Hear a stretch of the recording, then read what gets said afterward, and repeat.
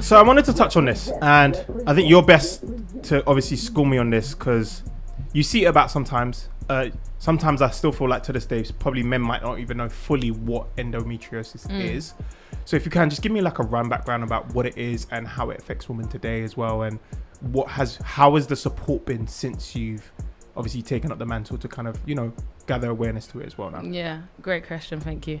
So endometriosis is tissue that grows on the uterus, the lining of your uterus. Yeah. So it's like overgrowth, and obviously each month it gets worse because it's shedding, and that's why that you hear about flare-ups. But obviously these other things that come into play. So it's not just endometriosis. You have adenomyosis, which is actually extra growth tissue in the walls of your uterus, and then you have fibroids, and you have so much going on as a woman.